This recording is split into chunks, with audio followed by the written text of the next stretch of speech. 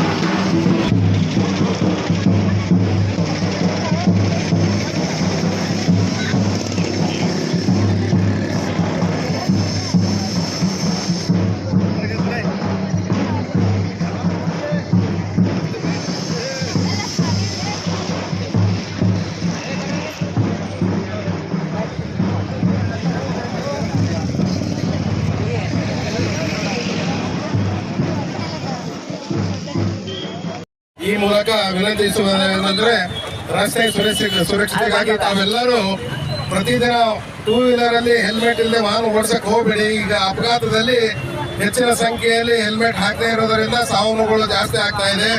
ಆಮೇಲೆ ಕಾರಲ್ಲಿ seat belt ಹಾಕಿ, ಆಮೇಲೆ ತಾವು ರಸ್ತೆಯಲ್ಲಿ ಹೋಗುವಾಗ ಸಂಚಾರಿ ನಿಯಮಗಳನ್ನು ಪಾಲಿಸಿ ಬೇರೆಯವರಿಗೇನೂ ಚೆನ್ನಾಗಿ ರಸ್ತೆಯಲ್ಲಿ ಓಡಿಸಕ್ಕೆ ಅವಕಾಶ ಮಾಡಿಕೊಡಿ. ಯಾಕಂದ್ರೆ ಅಪಘಾತಗಳಲ್ಲಿ ಇವತ್ತು ಲಕ್ಷಾಂತರ ಜನ ಸಾವು ನೋವುಗಳು ಆಗ್ತಾ ಇದ್ದೇವೆ, ಸಾವಿರಾರು ಕೋಟಿ ಪ್ರಾಪರ್ಟಿ ಹಾಳಾಗ್ತಾ ಇದೆ.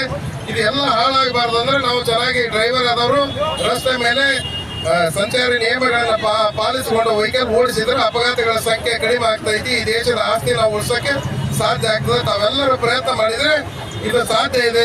ಇದೆಲ್ಲ ತಮ್ಮ ಹೊಣೆಗಾರಿಕೆ ಇದೆ. ತಾವು ಇದನ್ನ ಪ್ರಾಮಾಣಿಕವಾಗಿ ಪ್ರಯತ್ನ ಮಾಡಿದರೆ ನಾವು ಎಲ್ಲರ ಜೀವವನ್ನು ಉಳಿಸಬಹುದು, ನಾವು ಸುರಕ್ಷಿತವಾಗಿ ಬದುಕಬಹುದು ಅನ್ನೋದು ನಾನು ಈ ಮೂಲಕ ತಮ್ಮೆಲ್ಲರಲ್ಲಿ ವಿನಂತಿಸಿಕೊಳ್ಳುತ್ತೇನೆ.